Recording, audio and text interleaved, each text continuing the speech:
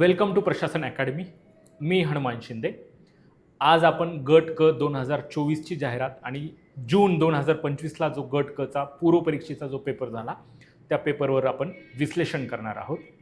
आणि तो पेपर पाहत असताना मी नेहमी सांगतो की पेपर पाहत असताना वरी दिलेल्या ज्या सूचना आहेत त्यामध्ये सूचना क्रमांक 5 व्यवस्थित स्वरूपामध्ये वाचा. आपल्याला पाहायचं आहे जून 2025चा पेपर. त्यामध्ये राज्यशास्त्रामध्ये जी 15 प्रश्न आहेत त्यातला प्रश्नाला सुरुवात होतीये प्रश्न क्रमांक 51. आणि प्रश्न क्रमांक 51 काय सांगतो की कोणती अनुसूची केंद्र आणि राज्यामधील अधिकाराच्या विभागाच्या संबंधित आहे. आता केंद्र आणि राज्य सूची संबंधी तुम्हाला परिशिष्ट माहित असणं आवश्यक आहे. जर सर्व परिशिष्ट माहित असतील तर ठीक आहे, पण आता केंद्र आणि राज्य सूचीमध्ये माहित सरळ उत्तर आहे 7व्या सूचीमध्ये तर 7वी सूची. पण एकूण ज्या सूची आहेत एकूण जे परिशिष्ट आहेत त्या परिशिष्टांमध्ये विचार केलं तर 12 परिशिष्ट. पहिलं जे परिशिष्ट आहे केंद्र आणि राज्यांची काय आहेत नावं आहेत. दुसऱ्या परिशिष्टामध्ये पगार आणि भत्ते आहेत. तिसऱ्यामध्ये शपथ आणि प्रतिज्ञा आहे. चौथ्यामध्ये काय आहे 12 सदस्य राज्यसभेवर निवडणे संबंधित आहेत.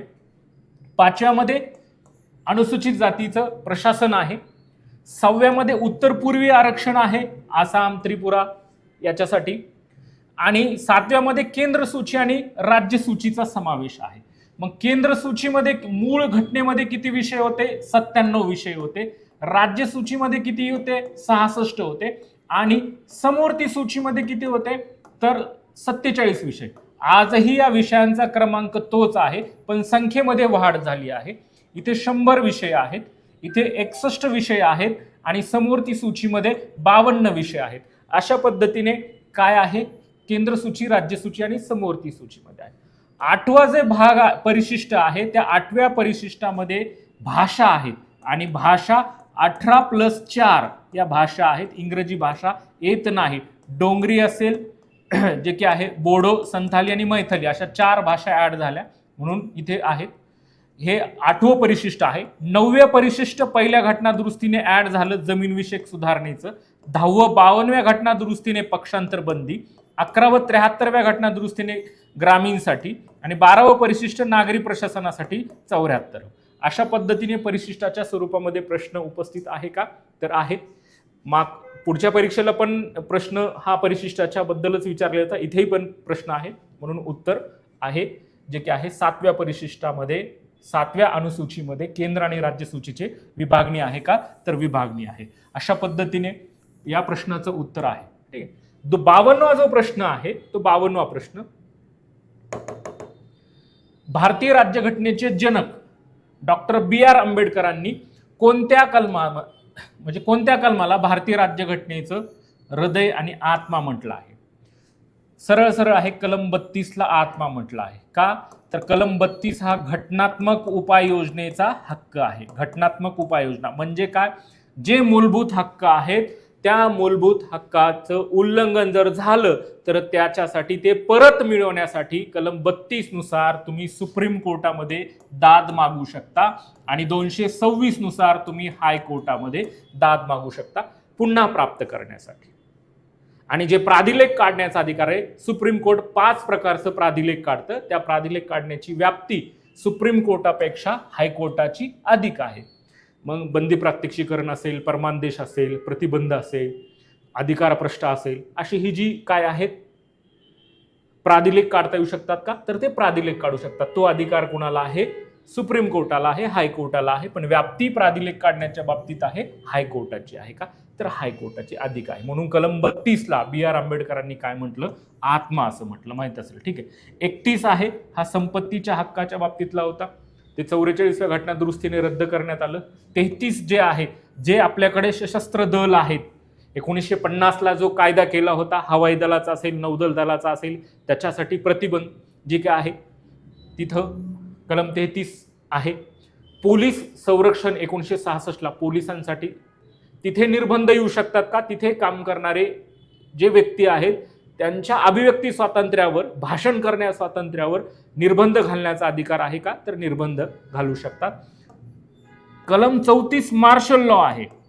जिथे लष्करी कायदा लागू असेल तिथे निर्बंध येऊ शकतात का, तर निर्बंध येऊ शकतात. तिथे लष्करी कायदा मोठा असेल तिथं नागरिकावर बंधनं येऊ शकतात. म्हणून कलम 32ला BR आंबेडकरांनी काय म्हटलं, आत्मा म्हटलं.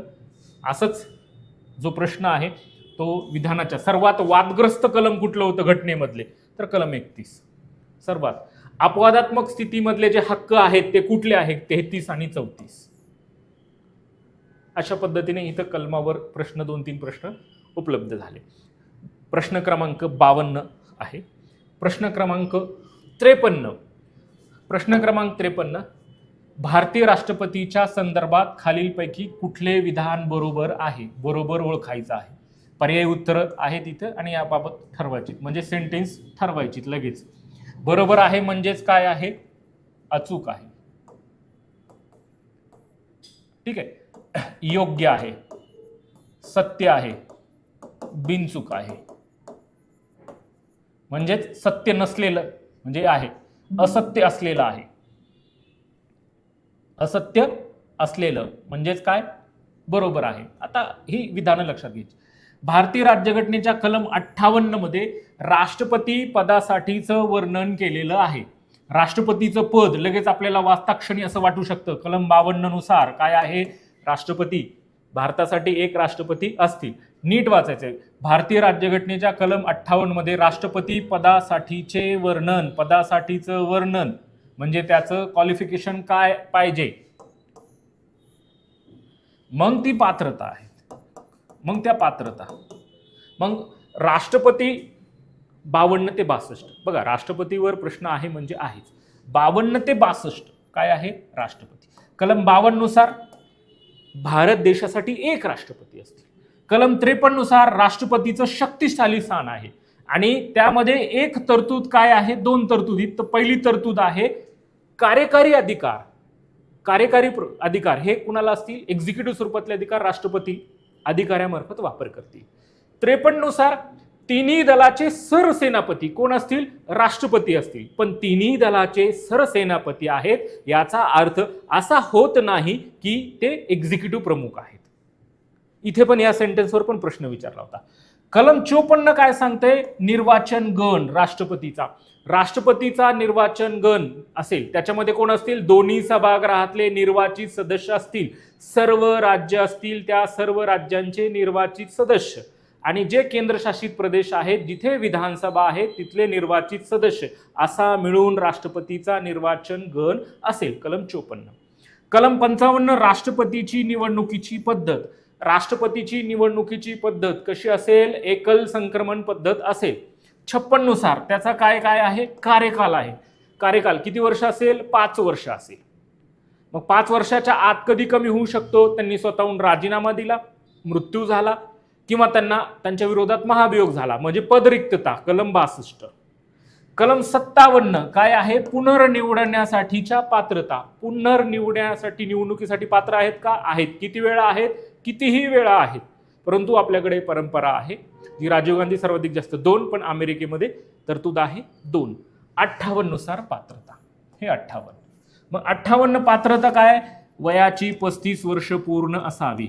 लोकसभेमध्ये निवडून येण्यासाठी ती व्यक्ती काय असावी, पात्र असावी. ठीक आहे. मानसिक विकलांग नसावा, दिवाळखोर नसावा, लाभाचं पद नसावं. लाभाचं पद म्हणजे काय आहे, लाभ, लाभाच्या पद आहे. मग लाभाचं पद कुठलं आहे किंवा नाही हे कोण ठरवतं, तर ती लोकसभा ठरवते. म्हणून लाभाचं पद कशाच्या बाबतीमध्ये, तो उपराष्ट्रपती, मंत्री हे लाभाचं पद ग्राह्य धरलं जाणार नाही. म्हणून या पात्रता आहेत 58 मध्ये. म्हणून पहिलं विधान काय आहे, बरोबर आहे.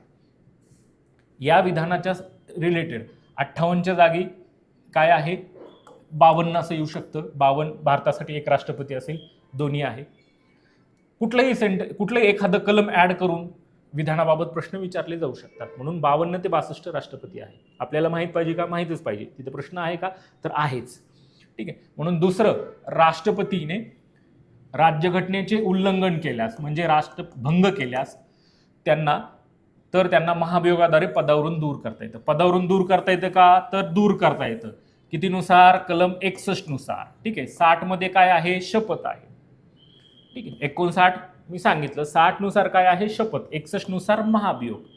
मग महाभियोग काय आहे की महाभियोग हा शब्द फक्त राष्ट्रपतीसाठी वापरला जातो. पुढे महाभियोग पद्धत येते.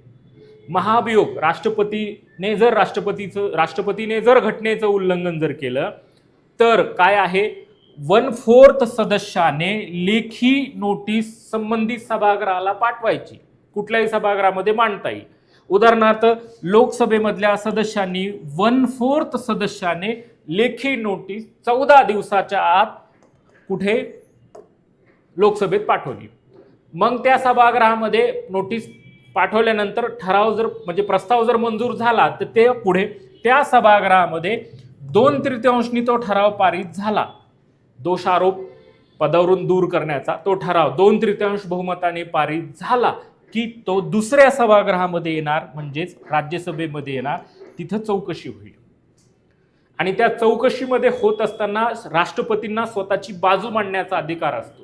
आणि त्या चौकशी पूर्ण झाल्यानंतर काय आहे, तिथे पण 2/3 ठराव जो आहे तो पारित झाला. ज्या दिवशी झाला त्या दिवसापासून राष्ट्रपतीला पदावरून दूर केले जातं. म्हणून दुसरं विधान पण काय आहे, बरोबर आहे. म्हणून 53वा जो प्रश्न आहे, या 53व्या प्रश्नाचं उत्तर ए आणि बी. ठीक आहे, 53वा प्रश्न. पुढचा जो प्रश्न आहे प्रश्न क्रमांक 54. प्रश्न क्रमांक, कोणत्या घटना दुरुस्तीने कायद्याने एक व्यक्ती आहे तो 2 किंवा अधिक राज्यांसाठी काय होऊ शकतो, राज्यपाल म्हणून नियुक्त होऊ शकतो. राज्यपाल 153 ते 162 मध्ये आहे. 163 त्याचा सोवियक अधिकार आहे. 153 काय सांगतं, प्रत्येक राज्यासाठी एक राज्यपाल असेल, परंतु तरतूद केली 7वी घटना दुरुस्ती 1956 नुसार काय, 2 किंवा अधिक राज्यासाठी एक राज्यपाल असेल का, तर एक राज्यपाल असेल. अशा पद्धतीची तरतूद केली का, तर अशा पद्धतीची तरतूद केली. म्हणून जे की आहे 7वी घटना दुरुस्ती. मग 7व्या घटना दुरुस्तीने काय करण्यात आलं, 7व्या घटना दुरुस्तीने हायकोर्ट जे आहे त्या हायकोर्टाचं कार्यक्षेत्र वाढवण्यात आलं का, तर कार्यक्षेत्र वाढवण्यात आलं. हायकोर्टाचं कार्यक्षेत्र म्हणजे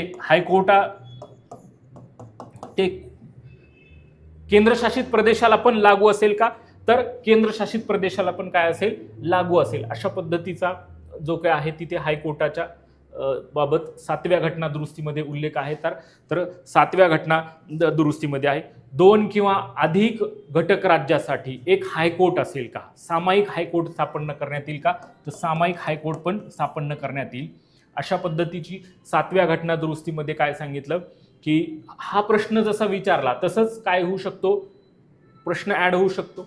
पहिली जी घटना दुरुस्ती झाली, पहिल्या घटना दुरुस्ती 1951 झाली. पहिलं काय आहे तिथं तरतूद लक्षात ठेवत असताना आपल्याकडे जे की आहे जमीनविषयक सुधारणा 9वं परिशिष्ट ऍड करण्यात आलं. सामाजिक आणि आर्थिक दृष्ट्या बाबत तरतूद करण्यात आली. आणि जे अभिव्यक्ती स्वातंत्र्य आहे त्याच्यावर काय आहे निर्बंध टाकण्यात आले का, तर निर्बंध टाकण्यात आले. हे पहिल्या घटना दुरुस्तीनुसार. 24व्या घटना दुरुस्तीनुसार काय आहे की राष्ट्रपती पुनर्विचारासाठी म्हणजे 24व्या घटना दुरुस्तीनुसार घटना दुरुस्ती विधेयकाला राष्ट्रपती काय देऊ शकत नाही, नामंजूर करू शकत नाही. राष्ट्रपतीला बंधनकारक आहे का, तर राष्ट्रपतीला बंधनकारक आहे. आणि 42वी घटना दुरुस्ती जी आहे त्या 42व्या घटना दुरुस्तीनुसार विचार जर केला तर 42वी घटना दुरुस्तीनुसार आपल्याकडे उद्देशपत्रिकेमध्ये बदल झाला, जो की समाजवादी, अखंडता हा शब्द ऍड करण्यात आला. 4A ऍड करण्यात आलं का, तर 4A पण आपल्याकडे ऍड झालं का, तर ऍड झालं. आणि मंत्रिमंडळाचा जो सल्ला आहे तो काय आहे, राष्ट्रपतीला बंधनकारक आहे का, तर राष्ट्रपतीला बंधनकारक आहे. अशा पद्धतीची तरतूद करण्यात आली का, तर करण्यात आली. म्हणून हे एक लक्षात घ्यायचंय की 54व्या प्रश्नाचं उत्तर काय आहे, 7वी घटना दुरुस्ती. ठीक आहे. 55 जो प्रश्न आहे, 55 प्रश्न,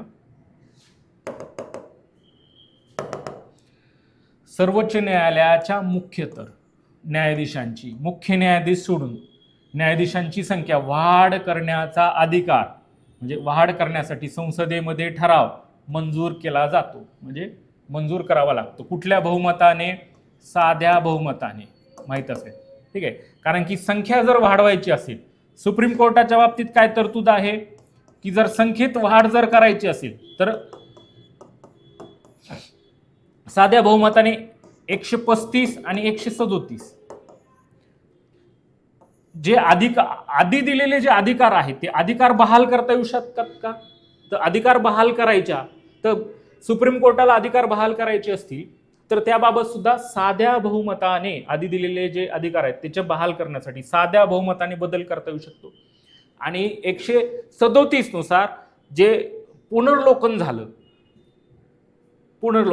त्यामध्ये पण 137 नुसार घेतलेल्या निर्णयाचं त्याच्यामध्ये पण अधिकार बहाल जर करायचे असेल, बदल करायचे असतील तर बदल करण्यासाठी सुद्धा साध्या बहुमतानेच काय करता येतं, बदल करता येऊ शकतो. मग हे सुप्रीम कोर्टाच्या बाबतीत. संसदेच्या बाबतीत प्रश्न होईल भविष्यामध्ये की संसदेमध्ये सदस्यांची गणसंख्या ठरवायची असेल तर कसं ठरवता येईल? साध्या विशेष तल्याने. त्याच्यासाठी पण साध्या. संसदेच्या सदस्यांच्या पगार वाढवायच्या, साधं बहुमत. नवीन राज्य निर्माण करणे, नवीन राज्य स्थापन करणे, फेरफार करणे, साधं बहुमत. विशेष बहुमत काय आहे? फंडामेंटल राईट्स मध्ये जर काय करायचं, बदल करायचा तर विशेष बहुमत. आणि विशेष बहुमत आणि सर्व राज्यांच्या नाही तर काय आहे? एक सर्व राज्यांच्या विधिमंडळाच्या संमतीने, निम्म्या राज्यांच्या संमतीसह. मग याच्यासाठी काय? राष्ट्रपतीची जी निवडणूक आहे त्या राष्ट्रपतीच्या निवडणुकी पद्धत जी आहे निवडणूक, ते जर बदलायचं असेल म्हणजे निवडणूक, तर त्याच्यासाठी आपल्याला निम्म्या राज्य, केंद्र आणि राज्यांच्या सूची आहेत त्यांच्या एक्झिक्युटिव्ह स्वरूपाच्या अधिकाराबद्दल असेल त्याच्यासाठी निम्म्या राज्यांची संमती साध्या बहुमताने. आणि विशेष बहुमत म्हणजे आपल्याकडे 368 अंतर्गत आणि 368च्या बाहेर, म्हणजे ही 368च्या बाहेर आली आणि दुसऱ्या आल्या 368च्या अंतर्गत, अशा पद्धतीने हा आहे. मग अलीकडे जी संख्या जी वाढली ती मूळ किती होती? आपल्याकडे सुरुवात झाली 7+1 नी झाली होती. ज्यावेळेस 1900 आपल्याकडे हायकोर्ट स्थापन झालं 1950 पासून, जे की फेडरल कोर्टाचं रूपांतर हायकोर्टात झालं, त्यावेळेस पासून 33+1 आता, आणि आता जे की ऍड झाली आपल्याकडे 38 आहे. म्हणजे 4 याची चालू घडामोडीच्या अनुषंगाने प्रश्न आहे, करंट विचारू शकतात की 37 इतर न्यायाधीश आणि 1 न्यायाधीश म्हणजे 33+4, 4 ऍड झाली का? तर आता ऍड झाली. म्हणून या प्रश्नाचं उत्तर आहे साध्या बहुमताने. 55 प्रश्न. 56वा जो प्रश्न आहे त्या 56व्या प्रश्नावर आपल्याला चर्चा करायची आहे, तो म्हणजे परमानंद कटारा विरुद्ध युनियन ऑफ इंडिया हे प्रकरण. मग आता खटले बघत असताना आपल्याला प्रिलिमला बघत असताना काय आहे? फंडामेंटल मार्गदर्शक तत्वाच्या संबंधितले खटले बघायचे आहेत. मग हे प्रकरण काय आहे, कशाच्या बाबतीत आहे? तर पंडित परमानंद कटारा ही व्यक्तीने सुप्रीम कोर्टामध्ये गेली होती, जी एक जनहित याचिका दाखल केली होती. त्याचं बॅकग्राऊंड काय आहे की एक स्कूटर अपघात झाला होता आणि त्या स्कूटर अपघातामध्ये त्या व्यक्तीला हॉस्पिटलला घेऊन जाण्यासाठी जी कायदेशीर पोलिसांची प्रक्रिया आहे त्यामुळे वेळ लागला आणि त्या व्यक्तीचा मृत्यू झाला. आणि मृत्यू झाल्यानंतर त्याच्या बाबतीतले जे HR ह्युमन राईट्स वर काम करणारी जी व्यक्ती होती त्यांनी परमानंद कटारा यांनी सुप्रीम कोर्टामध्ये एक जनहित याचिका दाखल केली आणि त्या जनहित याचिकेमध्ये त्यांनी याचा उल्लेख केला आणि त्यामध्ये सुप्रीम कोर्टाने काय केला? निकाल दिला. कलम 21च्या अंतर्गत सन्मानाने जीवन जगण्याचा हक्क आहे आणि जगण्याचा आहे तर सन्मानाने जीवन जगण्याच्या हक्काच्या तरतुदीमध्ये सांगितलं की मेडिकल स्वरूपातल्या तरतूद जी आहे त्याच्याबद्दलची त्यांनी तिथे खटल्यामध्ये उल्लेख केला. आणि अलीकडे जे केंद्र सरकार आहे त्या केंद्र सरकारने काय सांगितलं की जी व्यक्ती ॲक्सिडेंट झालेल्या व्यक्तीला जर हॉस्पिटलला घेऊन येणारी व्यक्ती आहे तर त्या व्यक्तीवर कुठल्याही स्वरूपाचं काय केलं जाणार नाही, गुन्हा किंवा कायदेशीर स्वरूपातली कुठली तर उलट सन्मान केला जाईल. काय केला जाईल? सन्मान केला जाईल. आणि सुप्रीम कोर्टाचा निर्णय काय होता की की त्याला तात्काळ स्वरूपाची काय द्यावी? मदत द्यावी. ठीक आहे, हॉस्पिटलने कुठल्याही स्वरूपाची कायदेशीर पूर्तता लक्षात न घेता अगोदर त्याचं प्रथम काय आहे उपचार, अशा पद्धतीचं सुप्रीम कोर्टाचं काय होता? उल्लेख होता. म्हणून वैद्यकीय स्वरूपामध्ये आलं कलम 21 अंतर्गत, 21A नाही, सॉरी 21. तर वैद्यकीय निगा 21A हे शिक्षणाच्या बाबतीत आहे. पर्यावरणाबाबत पर्यावरणीय वातावरणामध्ये राहण्याचा अधिकार आहे, तो प्राप्त करून द्यावा, ते कलम 21च्या अंतर्गत आहे. प्रश्न क्रमांक 57.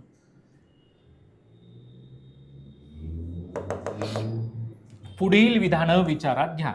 पुढील विधानं विचारात घ्या म्हणजे काय, बरोबर आहेत का चूक आहेत लगेच बघायचं, नाहीतर पुढील विधानं विचारात घ्या, हे विधान वाचायचं, हे विधान वाचायचं आणि पुन्हा बघायचं की बरोबर आहे का, असं नाही, तेवढा वेळ जातो, म्हणून वेळ महत्वाचा आहे. पुढील विधान, पहिलं विधान काय आहे की 73व्या घटना दुरुस्ती कायद्याने भारतीय ग्रामीण भागासाठी पंचायत व्यवस्थेबाबत घटनेचा भाग 9 मध्ये समाविष्ट आहे. मग 73वी घटना दुरुस्ती 1992ला ती लागू झाली. 73वी घटना दुरुस्ती 24 एप्रिल 1993ला. म्हणून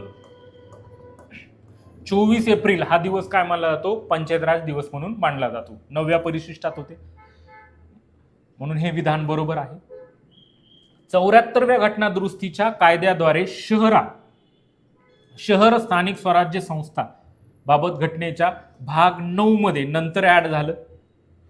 74व्या घटना दुरुस्ती जी आहे, या 74व्या घटना दुरुस्ती 1992ला जी की आणि जून 1993ला ती लागू झाली.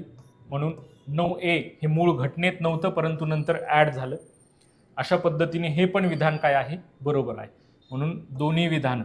आणि ही जी 73वी घटना दुरुस्ती ज्यावेळेस सुरू झाली ती कलम 243A ते कलम 243O आहे, आणि ओच्या नंतर कलम 243 ते कलम 243Z जी पर्यंत आहे का, तर जी पर्यंत आहे. अशा पद्धतीने 57व्या प्रश्नाचं उत्तर आहे, दोन्ही आहेत. ठीक आहे. इथे प्रश्न 73व्या घटना दुरुस्ती 74व्या घटना दुरुस्ती कधी लागू झाली, इथे 73 आणि 74 त्याबाबत आहे, तिथे प्रश्न विचारला जातात. तरतुदीबाबत प्रश्न आहे. पुढचा जो प्रश्न आहे प्रश्न क्रमांक 58.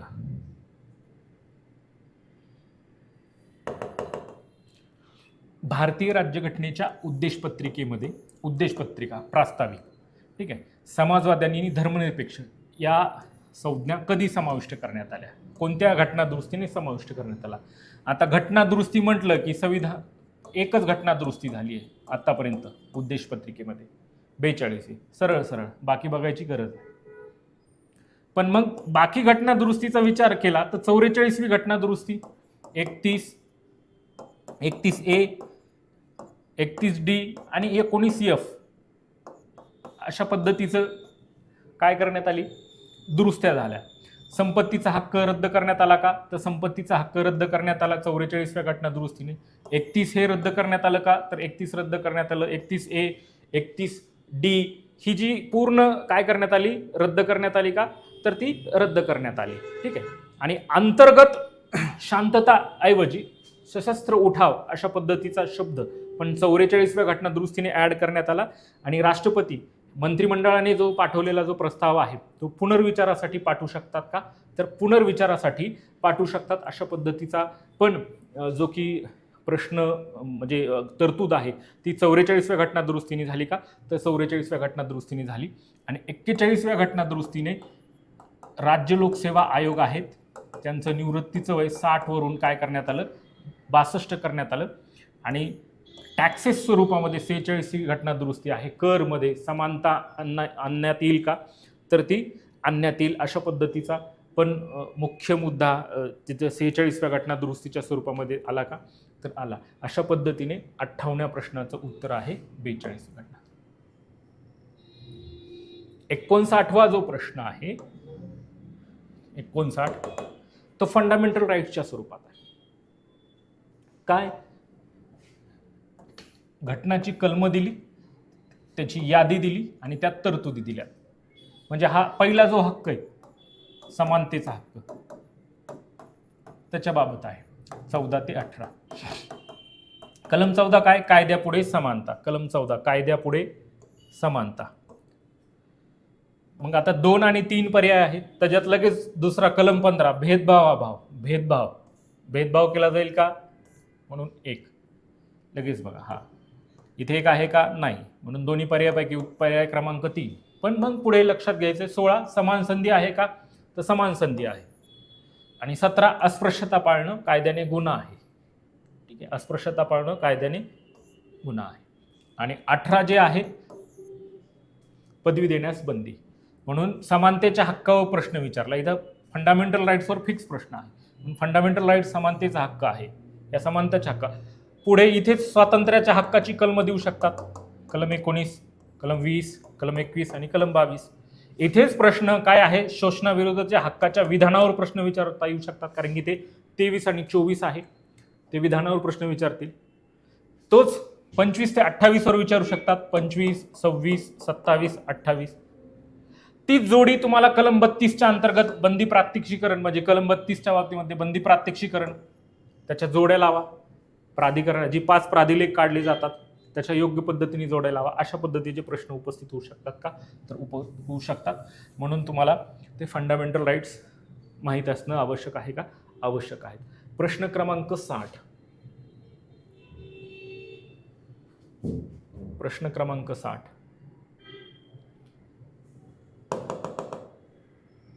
भारतीय संविधानाच्या कुठल्या कलमामध्ये विधान परिषदेची तरतूद आहे.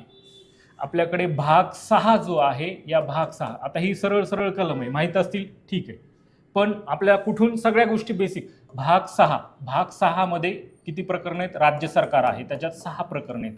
त्यातलं पहिलं प्रकरण काय आहे, डेफिनेशन आहे, व्याख्या.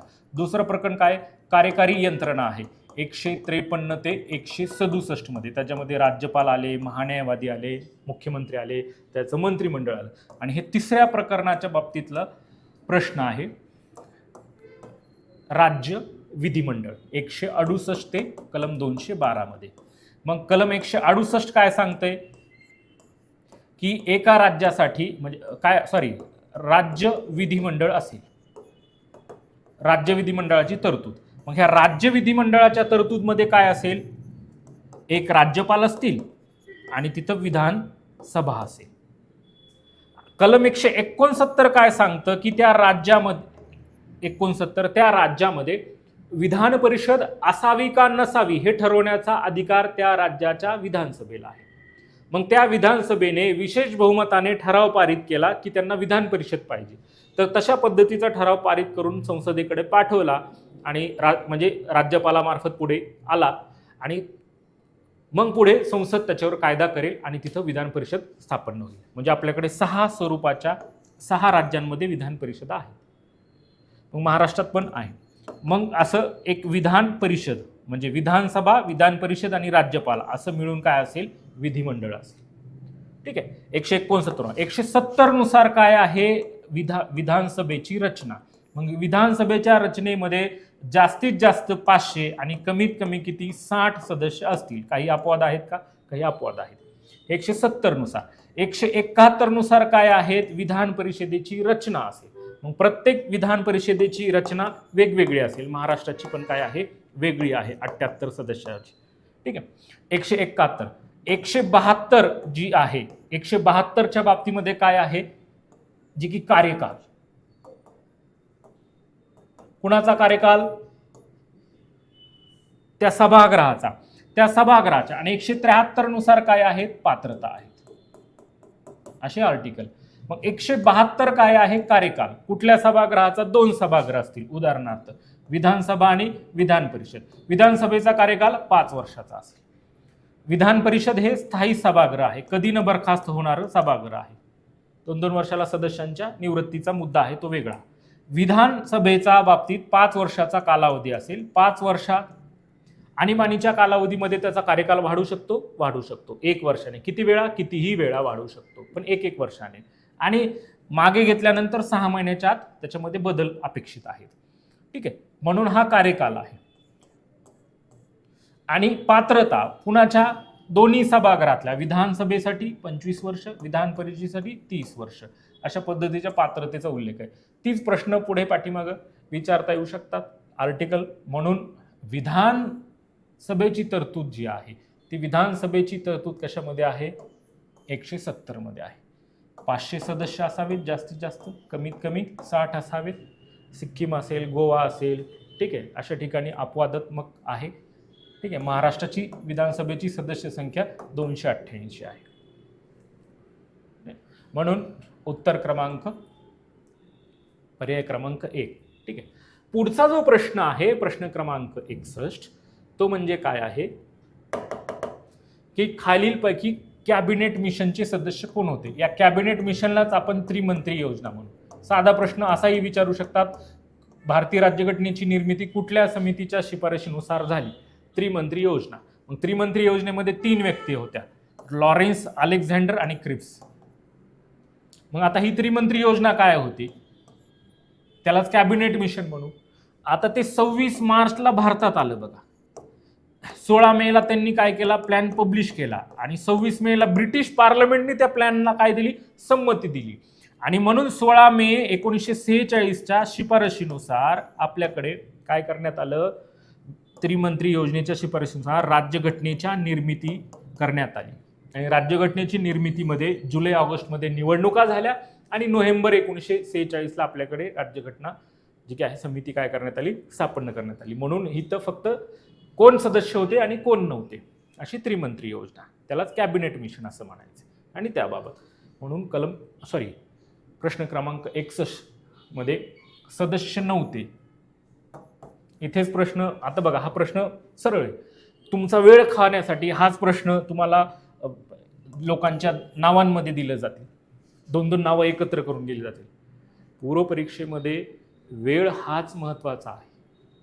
पेपर प्रश्न सोपे आहेत, तुमच्या बघण्यामध्ये 15 पैकी तुमचा जर एक व्यवस्थित स्वरूपातला अभ्यास असेल तर तुम्हाला 10 ते 12 प्रश्न आरामशीर येतील. परंतु तुम्हाला वेळ महत्त्वाचा, कारण की वेळेचा विचार करत असताना 15 प्रश्न आहेत ते 5 मिनिटामध्ये वाचून झाले पाहिजेत त्याची उत्तरं सगळी, आणि 1 मिनिट साधारणतः तुम्हाला गोल करण्यासाठी, असे 6 मिनिटामध्ये तुमचे 15 प्रश्न झाले पाहिजे. खूप झालं तर 1 मिनिट ॲड करू शकता तुम्ही. ठीक आहे. म्हणून 61वा प्रश्न. 62वा जो प्रश्न आहे त्या 62व्या प्रश्नाचा पंचायत राज संबंधित आहे. भारतीय राज्यघटनेच्या कलम 243E प्रमाणे प्रत्येक ग्रामपंचायत त्यावेळी अंमलात असलेल्या कोणत्याही कायद्यान्वये ती तत्पूर्वी विसर्जित झालेली नसेल तर 5 वर्षापर्यंत अस्तित्वात राहील का, तर राहील. बघा, तत्पूर्वी विसर्जित झालेली नसेल, मग तिचा कार्यकाल किती वर्षाचा असेल, 5 वर्षाचा असेल. तत्पूर्वी विसर्जित झालेली असेल तर तिचा कालावधी उर्वरित कालावधी असेल. 2 प्रश्न तयार झाले. आता या प्रश्नाचा विचार घ्या, म्हणजे काय, तिचा कार्यकाल 5 वर्षाचा अस्तित्वात असेल, विसर्जित नाही झाली, मग त्याचा कार्यकाल जर मोजला जाईल तो कधी मोजला जाईल. आता निवडणूक निकाल जाहीर झाल्याच्या दिनांकापासून तर नाही, ज्या दिवशी निवडणुका होतील, कारण की कलम 243E काय सांगतं, कार्यकाल सांगतं. 73व्या घटनादुरुस्तीनुसार कलम 243A ग्रामसभा सांगतं. बी काय सांगतं, त्रिस्तर पंचायत राज असेल. सी काय सांगतं, रचना सांगतं. डी आरक्षण सांगतं. आणि ई कार्यकाल. तो कार्यकाल, पंचायतीचा कार्यकाल किती वर्षाचा असेल, पंचायतीचा कार्यकाल, याचा अर्थ काय आहे, त्रिस्तर आहे. ग्रामपंचायत, पंचायत समिती आणि जिल्हा परिषदचा कार्यकाल किती वर्षाचा असेल, 5 वर्षाचा असेल. मग हा कार्यकालाची सुरुवात कधीपासून होईल, ज्या दिवशी काय झालं जाईल, निवडणुका झाल्यानंतर जी पहिली बैठक ठरवली असेल, पहिल्या बैठकीचा जो दिनांक आहे त्या दिनांकापासून 5 वर्षांपर्यंत तिचा कार्यकाल असेल. 5 वर्ष. मग आता लक्षात घ्यायचं की इथे जर शब्द बदलला, म्हणजे आता काय झालंय की 3 वर्ष ग्रामपंचायत झाली उदाहरणार्थ, आणि 3 वर्षानंतर अविश्वासाच्या ठरावानुसार कुठल्याही कारणानुसार जर ती काय झाली, बरखास्त झाली, विसर्जित झाली आणि पुन्हा जर निर्माण झाली तर तिचा कार्यकाल 5 वर्ष नसेल, तिचा कार्यकाल उर्वरित असेल, म्हणजे उर्वरित 2 वर्ष असतील. पण विसर्जित झाल्यानंतर कार्यकाल हा 6 महिने जर शिल्लक असेल तर तो त्यावेळेस निवडणुका घ्यायच्या नाही, हे सांगितलंय कलम 243E मध्ये. मग जसं ग्रामसभेच्या याच्या ग्रामपंचायतीबद्दल विचारले ग्रामपंचायत, तसंच तुम्हाला पंचायत समिती जिल्हा परिषदच्या बाबतीमध्ये प्रश्न उपस्थित होऊ शकतो. लक्षात आलं? म्हणून कलम 243 संबंधित संबंधित प्रश्न आहे. प्रश्न क्रमांक 63. प्रश्न क्रमांक 63 काय आहे? भारतीय राज्यघटनेच्या संघराज्य वैशिष्ट्यांमध्ये खालीलपैकी कशाचा समावेश होत नाही? होतो म्हटलं तर मग काय? आता 2 प्रश्न, पण आता याचा प्रश्नाचं उत्तर अगोदर बघू की संघराज्य वैशिष्ट्य, जेही संघराज्य वैशिष्ट्य आहेत, जी स्वीकारली जातात संघराज्य वैशिष्ट्य, त्याची 5च मूल तत्व आहेत. ही 5 मूल तत्व लक्षात ठेवली की तुम्हाला उत्तर येईल. 5 मूल तत्वामध्ये कुठलं? पहिलं दुहेरी शासन. दुहेरी शासन असेल केंद्र आणि राज्याच्या बाबतीतलं, जिथं संघराज्य वैशिष्ट्य आहे तिथं ताठर लोकसंख्या काय असेल? राज्यघटना असेल. काय असेल? ताठर. तिथे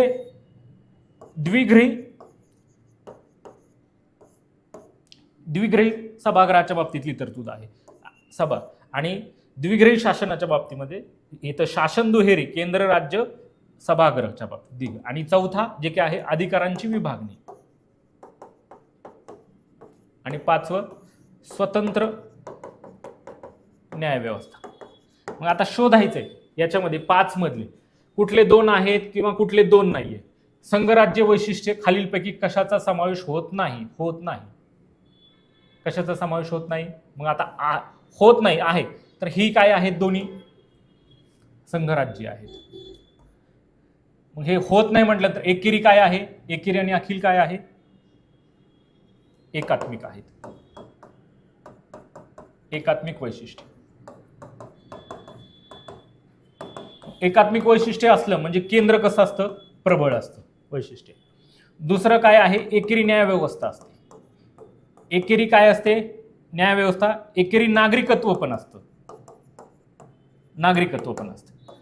राज्यसूची आहे त्या राज्यसूचीवर राज्यसूचीवर काय असतात? निर्बंध असतात. म्हणजे केंद्र प्रभावी ठरतं. राज्यपालाचं पद असेल, एकच घटना असेल, एकच घटना, राज्यघटना. याची सर्वसाधारण कुठली वैशिष्ट्ये? एकात्मिक वैशिष्ट्य. आणि संघराज्य वैशिष्ट्य मी सांगितले की 5च आहेत. मग ही 5 लक्षात ठेवली की बाकी सगळे लक्षात नाही जरी राहिली तर ह्या 5 वरून आधारित घ्यायचं. दुहेरी शासन असेल, द्विग्रही मंडळ असेल, अधिकारांची विभागणी असेल, स्वतंत्र असेल, ठीक आहे, आणि स्वतंत्र न्यायव्यवस्था. म्हणजे 5 स्वरूपामध्ये मी सांगितल्याप्रमाणे लक्षात ठेवायची. 5 काय आहे? दुहेरी शासन असेल, द्विग्रही असेल, द्विग्रही मंडळाच्या बाबतीत अधिकारांची विभागणी असेल, स्वतंत्र न्यायव्यवस्था असेल. ठीक आहे, आलं? प्रश्न लक्षात आला?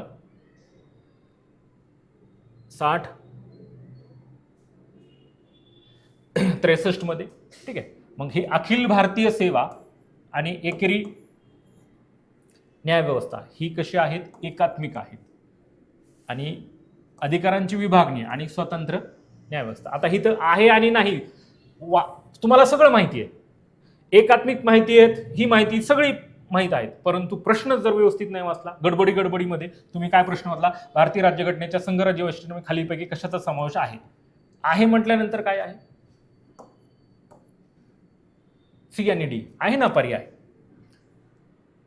आता होत नाही आहे म्हटल्यानंतर, म्हणून ही प्रश्नांची उत्तर एक आहे ती पर्याय स्वरूपात लक्षात घेतं. कशाचा समावेश होत नाही संघराज्यामध्ये?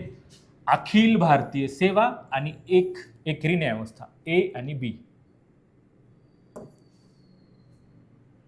एक शब्द जरी मुद्दा झाला वाचण्यात, इथे पुढे जरी नाही वाचलं गडबडीत, आपण कधी आपल्याला खूप एखाद्या टॉपिकचा अभ्यास व्यवस्थित जर झालेला असला तर आपण हे शब्द गृहीत धरायला लागतो.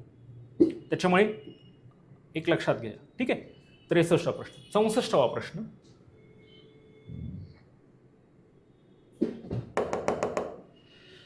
भारतीय संविधानाच्या खालीलपैकी कोणत्या कलमाद्वारे पंचायतीमध्ये महिलांना आरक्षणाची तरतूद? बघा मागेच एक प्रश्न केला. कशाच्या बाबतीत? कलम 243 बाबत प्रश्न होता, कार्यकालाच्या बाबतीतला.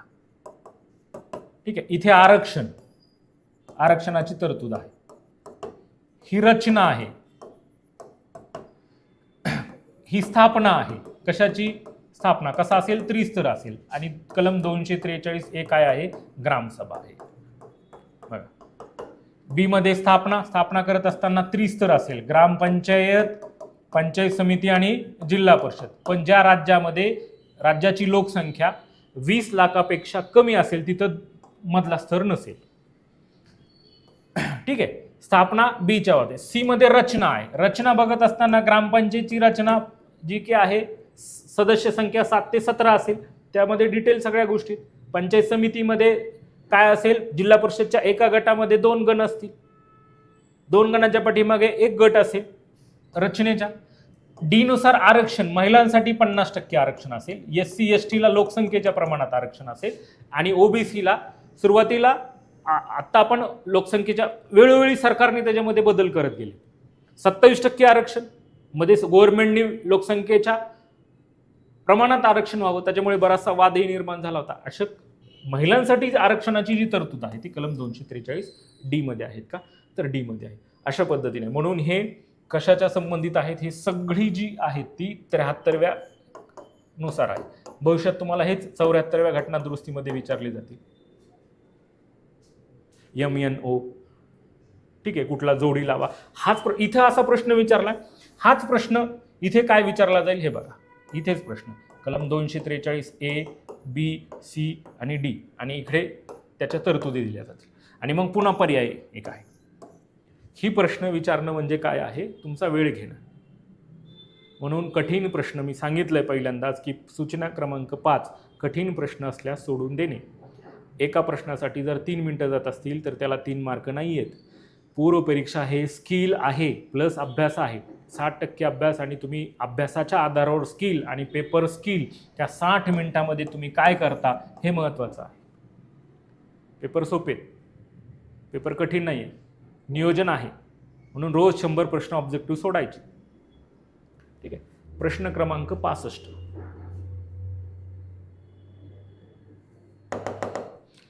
भारतीय संविधानाच्या कलम 165च्या संदर्भात राज्य सरकारचा आता इथेच प्रश्न, केंद्र सरकारचा कायदेशीर सल्लागार कोण असेल? आता इथे आहे का पर्याय? नाही. केंद्र सरकारच्या मुख्य कायदेशीर सल्लागाराला मदत करणारी व्यक्ती कोण? कारण की मुख्य सल्लागार तर कोण आहे? कलम 76 नुसार महान्यायवादी. आणि या महान्यायवादीला महान्यायानंतर सर्वोच्च जो विधी अधिकारी असेल तो जबाबदारी पार पाडण्यासाठी जी मदत करणारी व्यक्ती आहे ती ही आहे. आता इथं राज्य सरकारच्या संबंधित विचारले, मग राज्य सरकारच्या बाबतीमध्ये कोण आहे? आता वकिलाचा संबंध आहे का? असं वाटू शकतं की अतिरिक्त सरकारी वकील कायदेशीर सल्लागार. कायदेशीर सल्लागार त्याची नेमणूक कोण करतो? तो राज्यपाल करतो. राज्यपाल कलम 165 नुसार कुणाची? महाधिवक्त्याची नेमणूक करतात. ते कार्यकारी मंडळाच्या सहभागी असतात का? तर ते कार्यकारी मंडळामध्ये सहभागी असतात. म्हणजे कार्यकारी मंडळामध्ये सहभाग असतो, सभाला उपस्थित राहू शकतात पण मतदान करू शकत नाही. ठीक आहे, सर्वोच्च कायदा अधिकारी असतात. राज्यपालांनी मागितल्यानंतर सल्ला देण्याचं काम कुणाचं आहे? महाधिवक्त्याचं. आणि राज्य सरकार जिथे जिथे असे सांगेल कुठे मदत आहे किंवा काम करायचं आहे त्याच्या राज्य सरकारचा प्रतिनिधी कायदा अधिकारी म्हणून महाधिवक्ता काम करेल का? तर महाधिवक्ता. पण त्याच्या ज्या पात्रता ज्या आहेत ना, त्याच्या पात्रता या उच्च न्यायालयाच्या न्यायाधीश आहेत, त्या न्यायाधीशाच्या ज्या पात्रता आहेत त्याच व्यक्तीला महाधिवक्ता केलं जातं. म्हणून उच्च न्यायालयाचे न्यायाधीश, इतर न्यायाधीश 16 कलम 216 नुसार. त्यांची संख्या जर वाढवायची असेल तर साधे बहुमत. म्हणून उच्च न्यायालयाच्या न्यायाधीशाच्या पात्रता पूर्ण करणारी व्यक्ती जी असेल तिला महाधिवक्ता करतात. तो कायदेशीर सल्लागार असतो. ठीक आहे, तो मदत, त्याची नेमणूक कोण करतो? राज्यपाल करतो. त्यांचा कार्यकाल निश्चित नसतो, राज्यपालाच्या मर्जीपर्यंत असतं. 5 वर्षापर्यंत करू शकतात. म्हणून अशा पद्धतीने 65व्या प्रश्नांचं उत्तर जे आहे ते कलम 65 नुसार महाधिवक्ता. असे 1 ते 15 जे प्रश्न आहेत त्या 15 प्रश्नांमध्ये तुम्हाला 3 प्रश्न तर हमखास पंचायत राज संबंधित आहेत का? तर आहेत. कधी एखादा पण वाढतो का, तर वाढतो. अशा 1 ते 15 प्रश्नांचं आपण व्यवस्थित स्वरूपामध्ये विश्लेषण केलेलं आहे. त्याची उत्तरं पण मी सांगितलेली आहेत. सांगितल्याप्रमाणे लक्षात घ्यायचं आहे की रोज 100 प्रश्न सोडवायचे आहेत. त्याच्यामुळे तुमची नजर काय केली जाईल, तुम्हाला शब्दांचे अर्थ कळायला लागतील. पॉलिटिकल सायन्समध्ये होत, होत नाही, असेल, नसेल, ठीक आहे, एकेका शब्दावरून काय होऊ शकतं, तुमचं उत्तर बदलू शकतं. कारण की सर्वात जास्त स्पर्धा परीक्षेमध्ये मुलं या विषयांचा अभ्यास करतात, बाकी अभ्यास करतात आणि त्याला आपला प्लस पॉईंट मांडतात आणि तो प्लस पॉईंट पण आहे. 12-13 मार्क आरामशीर येतात का? आरामशीर येतात. अडचण फक्त वेळेची आहे. म्हणून प्रश्न सोडवायचे. रोज 100 प्रश्न सोडवले की तुम्हाला जे 40 मिनिटामध्ये 80 जे प्रश्न सोडून काय करायचे आहेत, गोल करायचे आहेत, तर तुम्हाला रिझनिंग आणि मॅथ्ससाठी 15 ते 20 मिनटं मिळू शकतात. त्याच्यामुळे त्यात तो विषय तुम्हाला मार्क मिळवण्यासाठी या विषयामध्ये तुमची ॲक्युरेसी असणं आवश्यक आहे. थँक्यू.